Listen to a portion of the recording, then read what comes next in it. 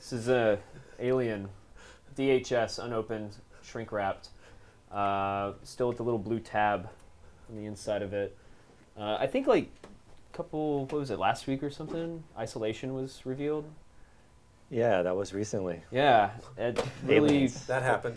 it happened, and There's I don't the thing. know. It was for me. It was really great to see like the franchise from a video game perspective, like doing something completely new. And Yeah, like not Justin, fucking it up. Yeah. Yeah, exactly. And you went and you actually played it, right? Yeah, I did Checked get it to out. play it. I saw the dudes at Creative Assembly, the Total War guys. They also made some console stuff. Did anyone remember Viking? I do. No? Yeah?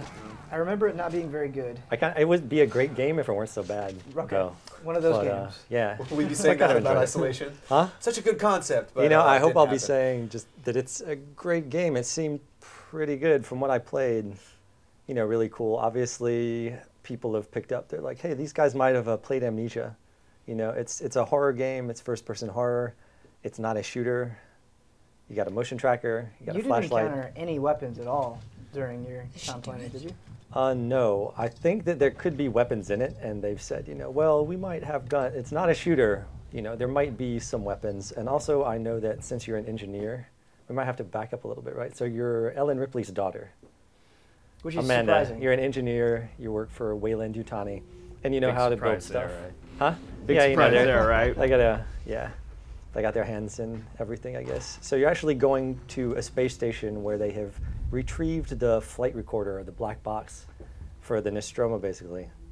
So you're going to pick that up, and then stuff happens.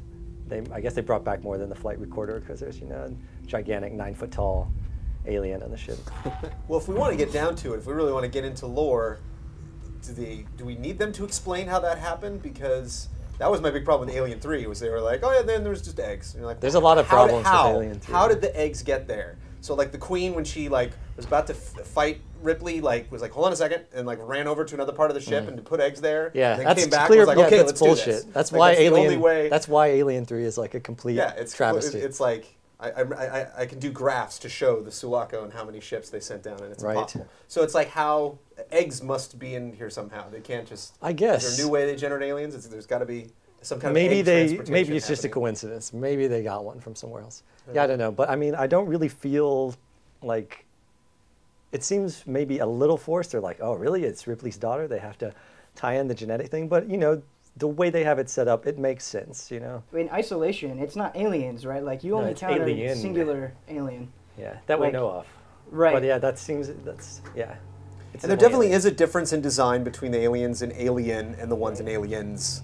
Like the Cameron version, they're kind of more Klingon-y in their heads, like they're more ridgy and like more, they're definitely more like on all fours, Yeah. like they don't stand as much. Yeah, Whereas they like don't- this one has like the weird little prongy things on his shoulder. His head is like really glossy and smooth, Yeah. and he's like super It's tall. pretty- it's it's pretty like very intimidating. up. When you see him, he's not crawling or hunched over. he's Well- upright and walking like a human. It's Yeah, I super mean it's intimidating. it's more in tune with the original film, Yeah, which just- they were somewhat stifled by their inability to show or do like computer graphics, right? It was really just a dude in a big It's suit.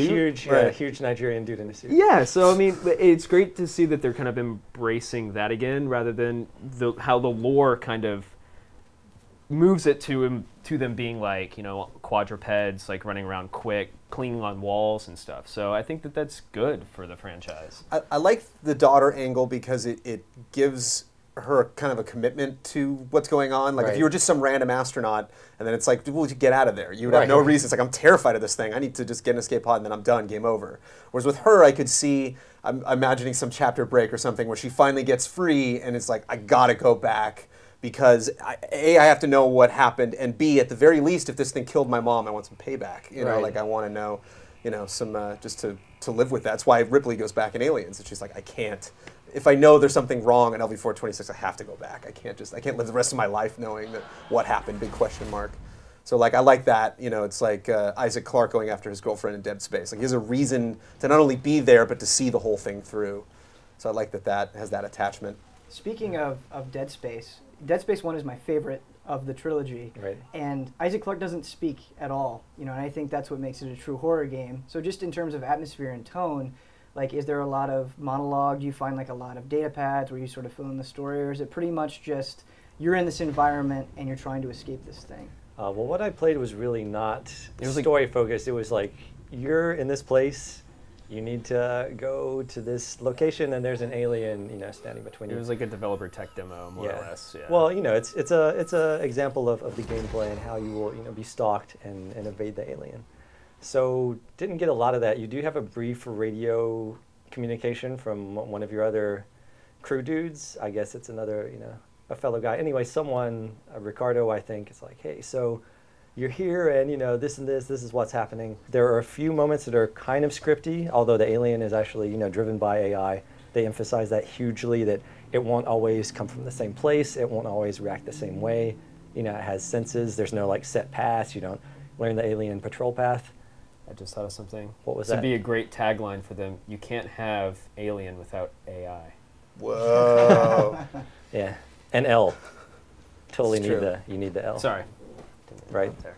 But yeah, so the character does talk, I think, a little bit. She does have a personality. She has motivations. Brandon was just talking about. Yeah, they have some sort of crafting system. You can find like raw materials, like metals or batteries and stuff like that. So you will be able to do things. I couldn't actually see that, but I could see the evidence of that, right? But I mean, that's referenced in the original film too. I mean, towards the end of the movie, they do have to try to engineer their Yeah. Well, they own- built their own motion tracker in Alien. They had to just engineer. Yeah, it. no, I mean, it's, fucking engineer it. Where is that thing, right? That sense of improvisation is something that I really liked about Condemned, right? Like where you would just see a pipe and you'd like pick it up off the wall. And I haven't really seen another horror game capitalize on that in the same way. So if that's The hell something that is you could Ryan do in Isolation, right, where you could actually use a blowtorch effectively as a weapon or get creative with it, that would be awesome. Right.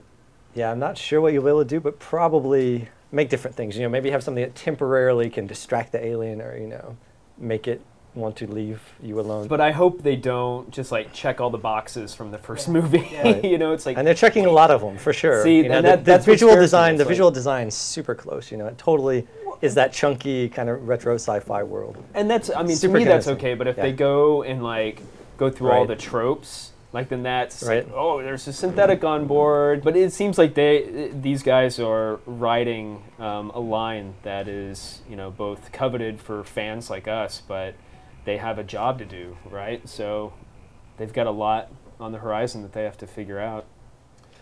One of the things that, like, probably my least favorite thing about Colonial Marines is how inconsequential most of the aliens felt. Like you would be in situations where you'd be mowing down like dozens and dozens of them within the span of a minute or so, and they just felt, every single alien felt, like a zombie or something.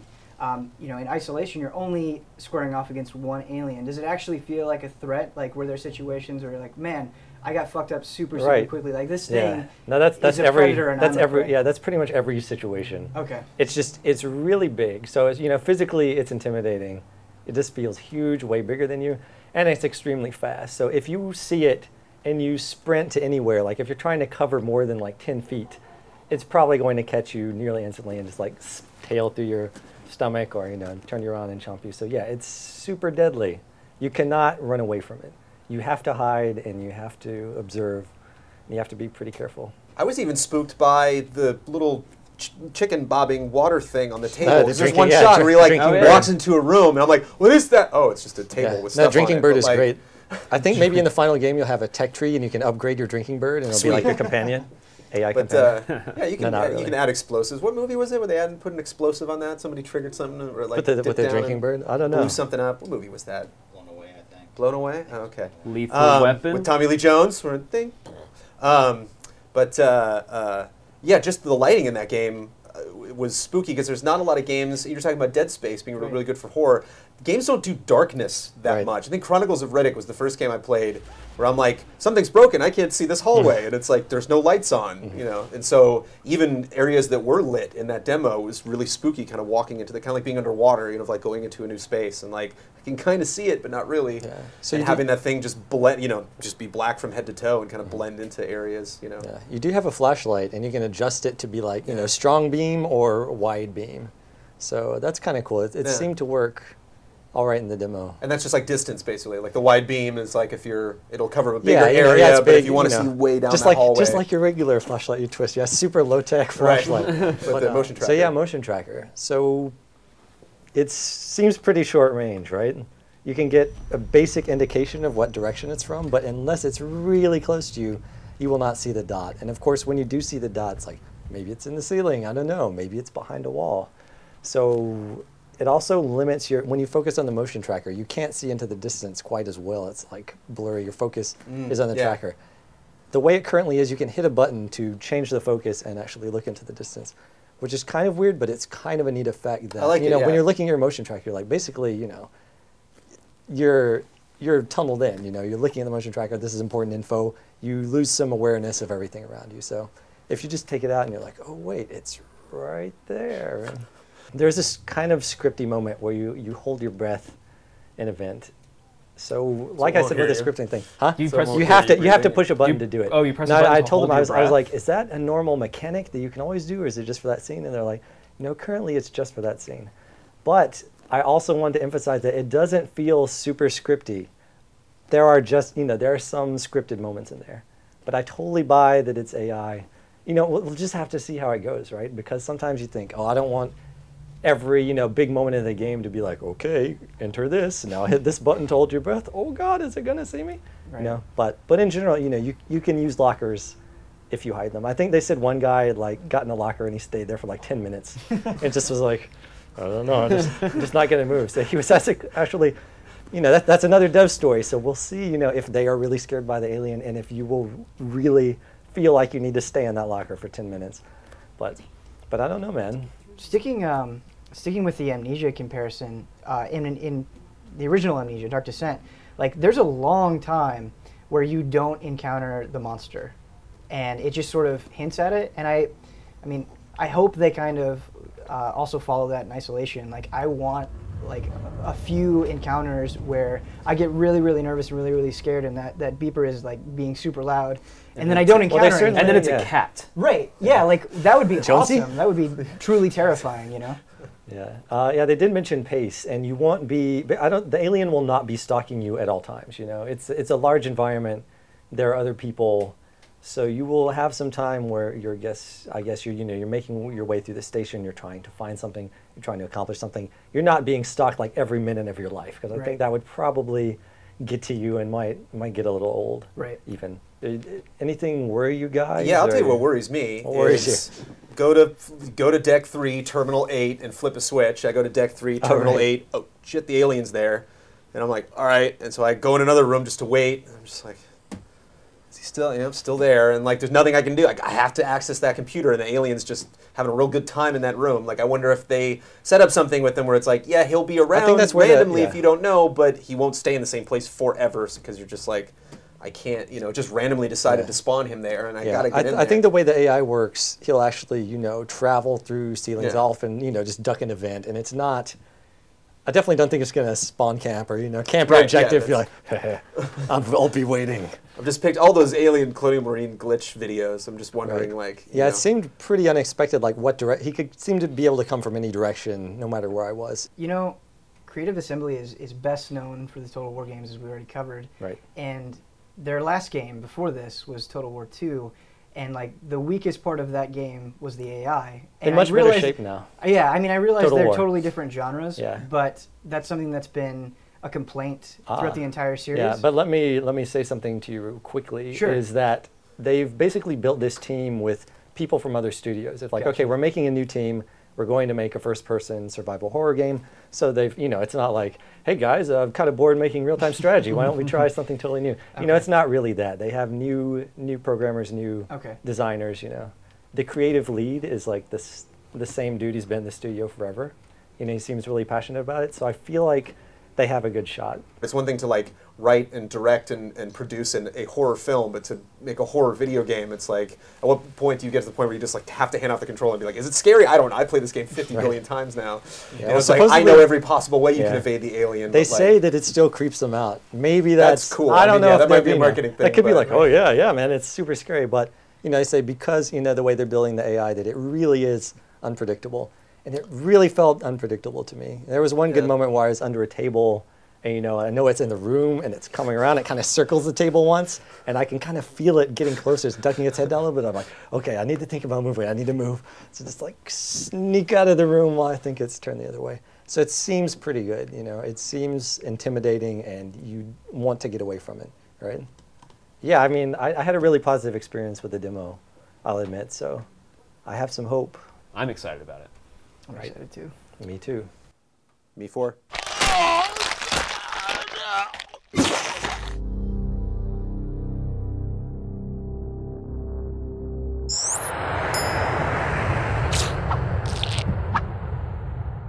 So I got a question. I know one simply does not walk into Mordor, but here we are as this Wraith Ranger running around Mordor, killing orcs en masse. Can I walk out of Mordor? Can I walk through the Black Gates? Can I go, chill at the Prancing Pony or go to the Shire and find some hobbits? You can try. No, it's definitely Shadow of Mordor. And I think as we go into the story and as we find out what is the purpose of this Wraith, what is it about Sauron's return that's put these events in motion, how's this all tied together with the One Ring, it's definitely a story that takes place within Mordor. Now, the Nemesis system seems to be the big selling point. It's the crux of the demos you've shown us, where these characters have personality, they have lives. I mean, we've seen this back in the day. Ultima games characters would go to work. The Elder Scrolls games, they had the daily cycles. But here we're seeing kind of a randomized element with kind of progression, and people, like you said, we saw a guy going on quests and stuff like that. This is a very intricate behind-the-scenes sort of deal. How do you really think this is going to make people appreciate your game, though? Yeah, so I think the reference to the past is interesting because I think people have put a lot of effort maybe into things like that on NPCs and on friendly characters, but really thought a lot of your most interesting relationships with characters in games are with your enemies. That's a lot of the really meaningful interactions. So we really wanted to double down and make those relationships and make those interactions meaningful and memorable and escalate.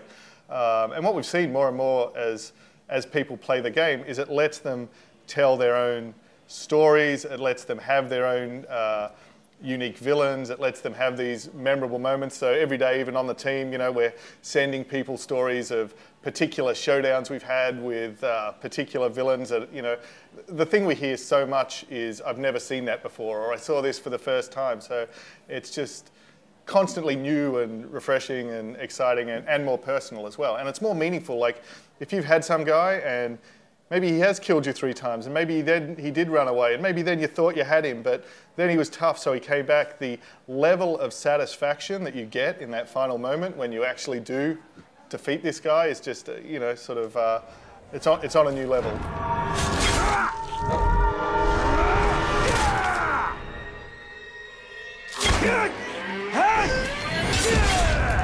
And this may sound a little weird, but I was actually reminded of Halo. The first time I played Halo and I killed an elite, and the little grunts run away. And that was kind of procedural. It was responsive. It wasn't scripted. And here we saw certain enemies would be afraid of something and they'd run away.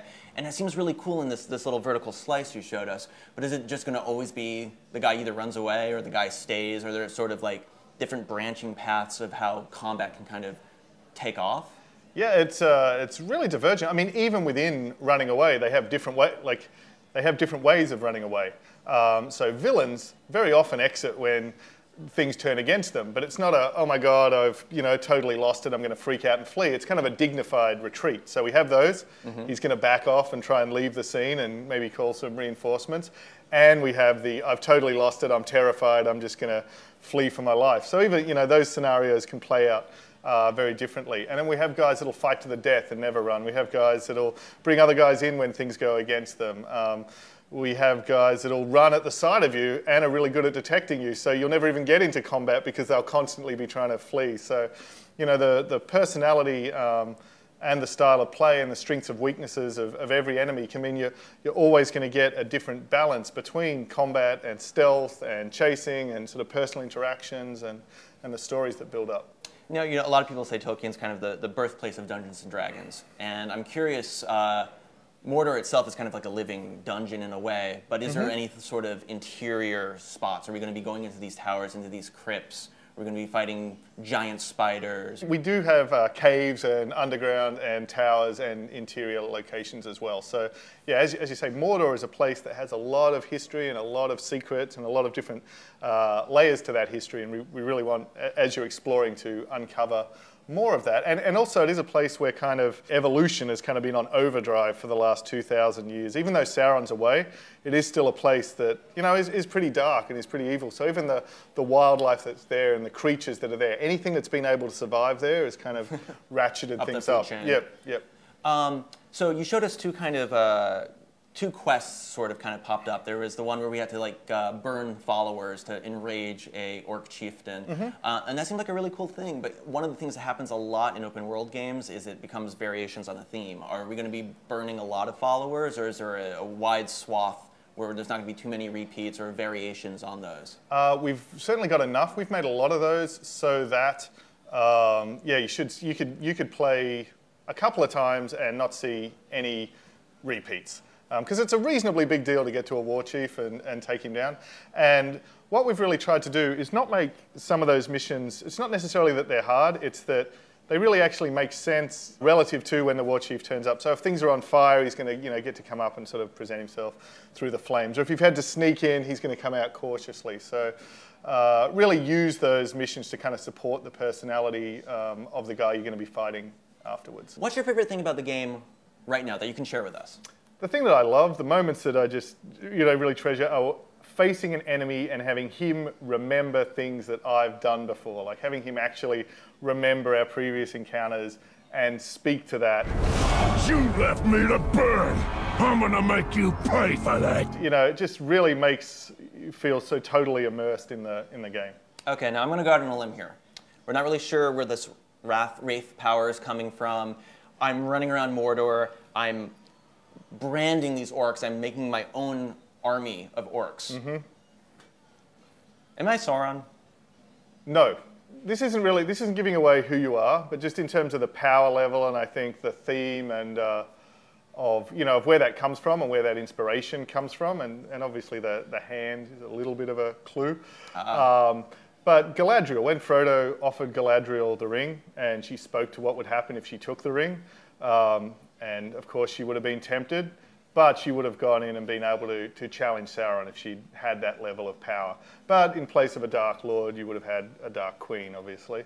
And then the other guy, so she's not the only one, the other guy who was ready to raise an army to challenge Sauron through domination, through crafting his own orc army, was Saruman. But of course, this is happening a long time before those events as well. Tell your masters, I am coming! Oh, awesome. Thanks for playing, man. Thank you.